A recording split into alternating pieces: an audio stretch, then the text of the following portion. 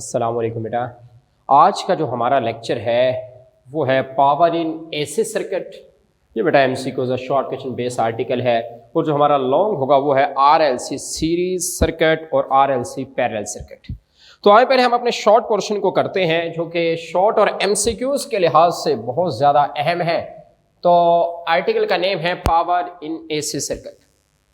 तो अगर हम इसकी डेफिनेशन करना चाहें, it is the amount of energy dissipated per unit time, कितनी एनर्जी को डेसिपेट करवाया कितने टाइम।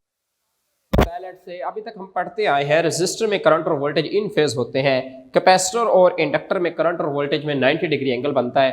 लेट्स से मैंने करंट और वोल्टेज बनाया और इसके दरमियान एंगल थीटा। अगर हम इसका प्रोजेक्शन ड्रा करें करंट का वी पर तो इसको हम लिख देंगे वी कॉस ऑफ थीटा। तो इसलिए पावर का फार्मूला बन जाएगा P is equal to V I cos of theta. तो असल पॉइंट जो है हमने बात करनी है इस कॉस थीटा के बारे में। थीटा बात करते हैं रेजिस्टर में, जैसा कि हमें पता है रेजिस्टर में करंट और वोल्टेज इन फेज होते हैं। इन फेज का मतलब है यहाँ पे एंगल होता है 0 डिग्री करंट और वोल्टेज के दरमियान। तो हम लिखेंगे P is equal to V R M S I R M S cos of 0। Cos 0 होता है 1, तो P is equal to V I. तो इसका मतलब पावर का फार्मूला आ गया वी आई। तो मतलब ये है कि पावर जाया होती है रेजिस्टर में।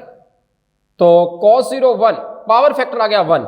जब पावर फैक्टर 1 आ जाए तो मतलब ये समझना है पावर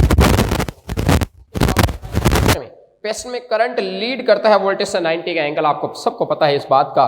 तो हम लिखेंगे P equal to V I cos of 90। cos 90 0 तो 0 होगी, पावर 0 इसका मतलब है कोई पावर जाया नहीं होगी। किसमें? प्योर कैपेसिटर में। ये बात याद रखिएगा।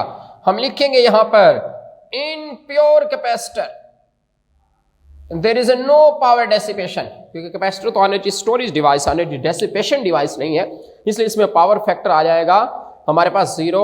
तो देखें जी cos थीटा cos 90 भी 0। तो एमसीक्यू याद रखना है कैपेसिटर में पावर फैक्टर 0 होता है, रेजिस्टर में 1 होता है। 1 का मतलब यह है कि पावर जाया होगी, 0 का मतलब यह है कि इसमें पावर जाया नहीं होगी। इसी तरह इंडक्टर में बात कर लेते हैं। इंडक्टर में हमें पता है voltage lead the current by the angle of 90 degree. तो एंगल आ गया 90, तो वी आई cos 90 0, तो पावर 0। तो आप कहेंगे in pure inductor, in pure inductor, pure का लफ्ज इस्तेमाल करना है, there is no power dissipation. तो पावर फैक्टर जो है जिसको हम cos थीटा कहते हैं cos 90 0, तो इसमें भी पावर फैक्टर 0 होगा। तो 3 एमसीक्यूज आपने याद रखने हैं कि रेजिस्टर पावर जाया करवाता है, इसमें पावर का फार्मूला वी आई होगा, उसका पावर फैक्टर 1 है।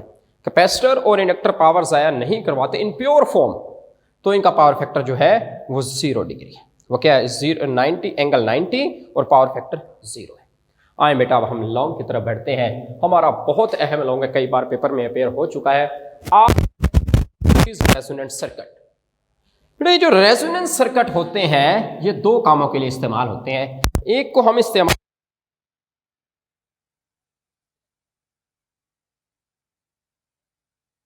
क्या करते हैं जी, परफॉर्म कर देते हैं। जैसे हमारे टीवी के सिग्नल की हवा में तो पीटीवी स्पोर्ट के हवा में मौजूद है और आपके सिस्टम के अंदर यानी कि टीवी के अंदर आरएलसी सर्किट लगा होता है।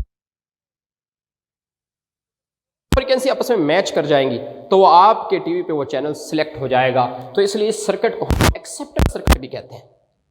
ऐसे ही हमारे मोबाइल फोन की बात कर लेते हैं। जैज का सिग्नल हो या जोंग का सिग्नल हो, तो जब आपके मोबाइल सिग्नल की फ्रीक्वेंसी और सिग्नल यानी कि जैज के सिग्नल की फ्रीक्वेंसी आपस में बराबर होंगे तब आपके मोबाइल पे यानी कि जैज के सिग्नल अपेयर होंगे, अदरवाइज अपेयर नहीं होंगे। तो इसलिए इसके सर्किट को भी हम एक्सेप्टर सर्किट कहते हैं। तो एमसीक्यूज याद रखना, आरएलसी सीरीज सर्किट को आप एक्सेप्टर सर्किट कहेंगे। तो सबसे पहले तो आपको डेफिनेशन ही यही लिखनी चाहिए कि आरएलसी सीरीज सर्किट होता क्या है। हम कहेंगे when resistor, inductor and capacitor are connected in series, series circuit. Diagram देख लें भाई, रेजिस्टर, इंडक्टर, कैपेसिटर को हमने सीरीज में अटैच कर दिया। तो रेजिस्टर का वोल्टेज वी आर, इंडक्टर का वोल्टेज वी एल, कैपेसिटर का वोल्टेज वी सी।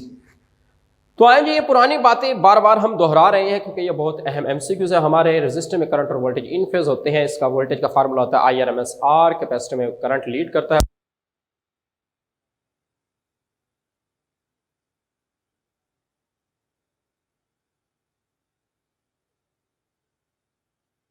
में वोल्टेज करंट से लीड करता है 90 डिग्री। तो VL is equal to I R M S XL, और एक्सएल का फार्मूला है 2 पाई एफ एल। तो एक्सएल फ्रीक्वेंसी के directly proportional.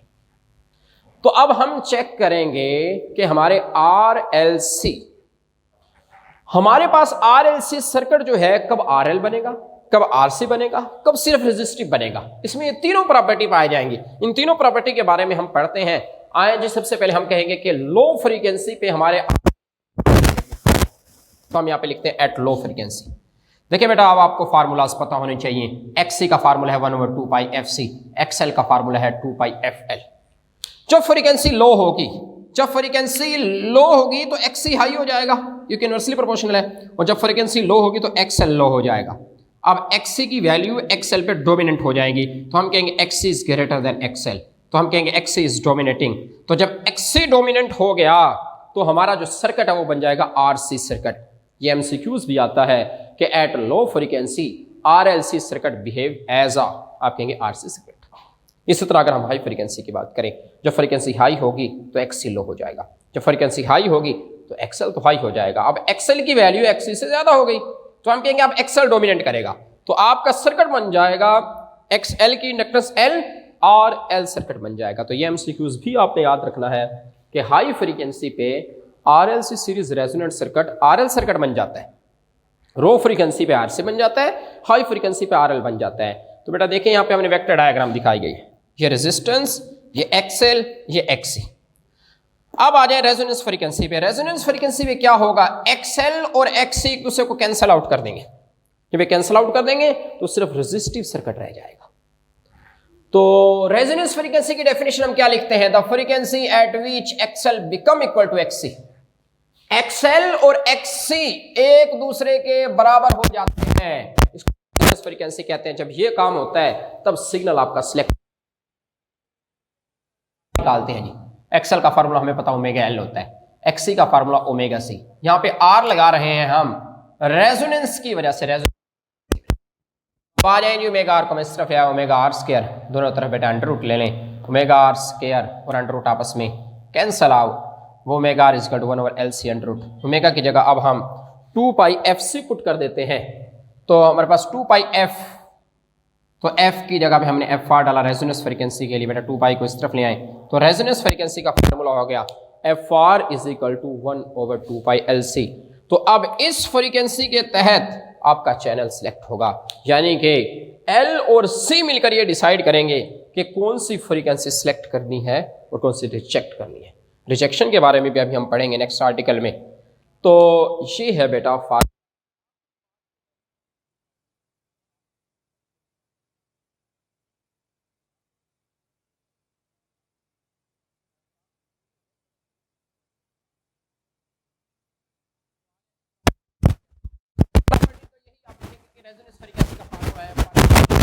LC under root. अब आगे आ जाएं, हम कहेंगे सर्किट की इंपीडेंस जो है वो बेसिकली रेजिस्टिव हो गई है। देखो भाई RC सर्किट की इंपीडेंस थी R square plus XC square, इसी तरह RL सर्किट की इंपीडेंस थी R square plus XL square. अब रेजोनेंट सर्किट की इंपीडेंस क्या होगी, Z is equal to R।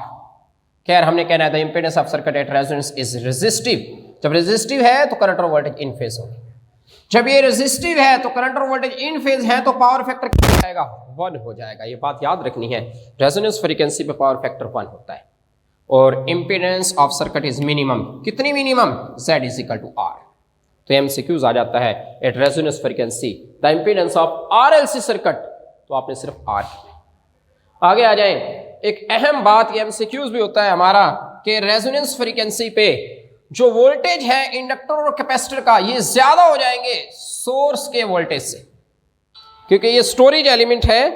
तो VL और VC ज्यादा हो जाएगा किससे भाई, सोर्स के वोल्टेज से। इसके बाद बेटा आपने एक अपने डायग्राम बना देनी है। लेट्स से ये है राइजिंग और ये फॉलिंग, फ्रीक्वेंसी और करंट के दरमियान में डायग्राम है ये। तो मैक्सिमम हाइट पे जाके चैनल सेलेक्ट होता है, तो इस पे फ्रीक्वेंसी को हम कहते हैं रेजोनेंस फ्रीक्वेंसी, उसके करंट को हम कहते हैं maximum current. I0 is equal to V0 over R। तो बेटा ये था हमारे पास RLC सीरीज रेजोनेंट सर्किट। इसी तरह आपने कोई खास चेंज नहीं करना, थोड़ा सा चेंज है बिल्कुल। RLC पैरेलल रेजोनेंस सर्किट और इसको हम कहते हैं रिजेक्टर सर्किट। रिजेक्टर इसलिए कहते हैं बेटा, ये फ्रीक्वेंसी को रिजेक्ट करने के लिए इस्तेमाल होता है। अब हम वो फार्मूला निकालने लगे हैं जिससे हम अपने चैनल की फ्रीक्वेंसी को रिजेक्ट करेंगे, जैसे कि जैमर लगाए जाते हैं। अब जैमर क्या करते हैं, एक खास फ्रीक्वेंसी को जैम कर देते हैं, जैसे कि हमारे मोबाइल सिग्नल को लेट से जैम कर दिया जाता है और फिर वो चलते नहीं है, तो वहां पर रिजेक्टर सर्किट का इस्तेमाल किया जाता है। तो वो बनते कैसे हैं, वो बनते हैं जी पैरेलल सर्किट से। अब पैरेलल सर्किट क्या होगा, यहाँ पे आपने एक सिंपल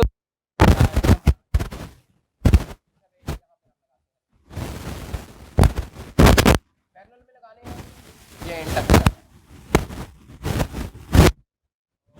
इसी तरह हमने साथ में अटैच कर लेना है capacitor.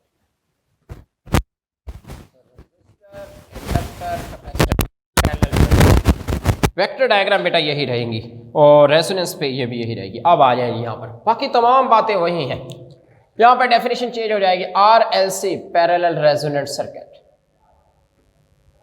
When the resistor, capacitor and inductor are connected in parallel way, then it is called parallel resonance circuit. बाकी बात तो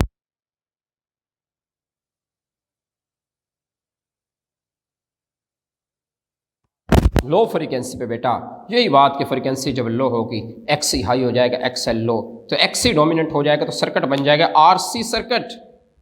इसी तरह एट हाई फ्रीक्वेंसी जब हाई है तो XC लो हो जाएगा, XL हाई हो जाएगा, जब XL हाई हो गया तो डोमिनेंट XL हो गया तो RL बन जाएगा। तो ये बातें सेम, फ्रीक्वेंसी भी वही रहेगी, XL इक्वल टू XC, या आप इसी तरह हल निकालेंगे। अब ये फ्रीक्वेंसी वो फ्रीक्वेंसी है पे कोई भी चैनल आप रिजेक्ट कर सकते हैं, यानी कि जैसे कि लेट से 2-3 साल पहले स्टार प्लस को जैम किया गया था कि हमारे पाकिस्तान में ना चल सके, तो क्या करते हैं, जैमर लगा देते हैं, रिजेक्टर सर्किट लगा देते हैं। तो उसमें उस फ्रीक्वेंसी को जैमर को दे दिया जाता है जिस चैनल को हमारे कंट्री में इन नहीं होने दिया जाता या हमारे टीवी ट्रांसमिशन तक नहीं पहुंचने दिया जाता, तो वो यही इसी फ्रीक्वेंसी के तहत चीज़ों को निकाला जाता है। इसी तरह बेटा प्रॉपर्टीज पर आ जाए।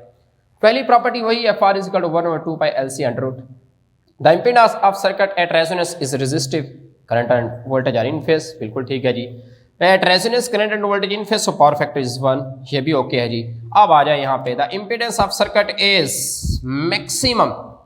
अब इम्पीडेंस यानी कि रेजिस्टेंस मैक्सिमम हो जाएगी, क्यों, क्योंकि चैनल ने अब रिजेक्ट होना है, सिलेक्ट नहीं होना। तो अब आप